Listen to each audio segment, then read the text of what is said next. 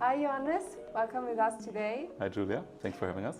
So, would you like to introduce yourself and the company you work for? Of course, I'm here with Gorilla Sports. The business model is pretty easy and super nice because we're supporting people in something that is important to them, namely their fitness journey. So ultimately we're selling fitness equipment for home gyms across Europe.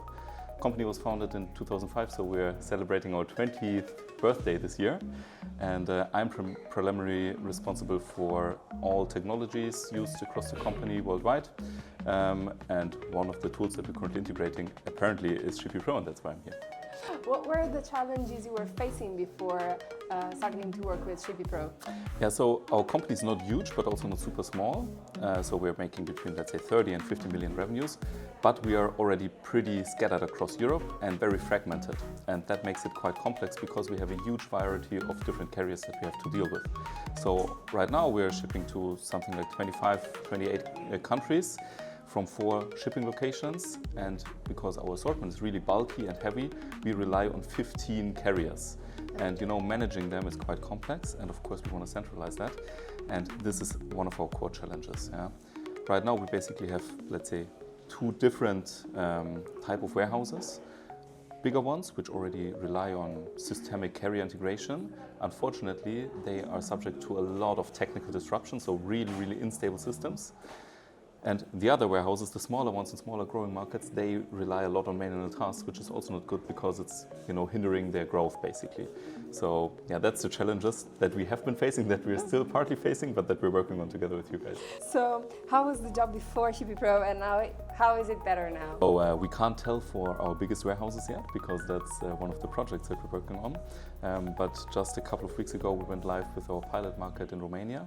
And before using ShippyPro, they were really manually copy-pasting data into carrier software to create labels.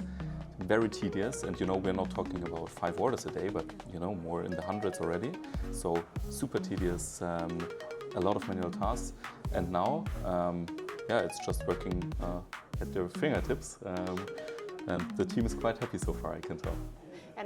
And if the team is happy, we know it's for the best, it's good. Yeah, exactly. I have a lot of stakeholders which always complain about IT stuff. No one is happy with IT, so when stakeholders are happy, that's really a key thing. Amazing. So how does the future for a company look like right now? So the future in terms of ShippyPro, or? Yeah, both. In terms of as a company and as a company with ShippyPro. Yeah, so we are striving to, let's say, become the leading home gym brand across Europe. And therefore we somehow need to scale. We need to expand to other countries, which means we need more carriers, even more than the 15 we have. And I think we've now found a partner that can support us in doing that. And with ShippyPro, our core plans are now, taking the pilot that we've just gone live with in Romania. We're aiming for a go live with our next pilot market, Spain, even before peak season. Then we're going to test that through a couple of months.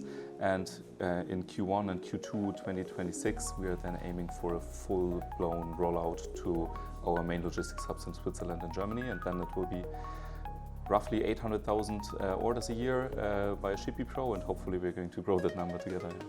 Okay, massive projects ahead. So definitely. Yeah. Thank you so much, Johannes, for being with us here today. Thanks for having me. Thank you.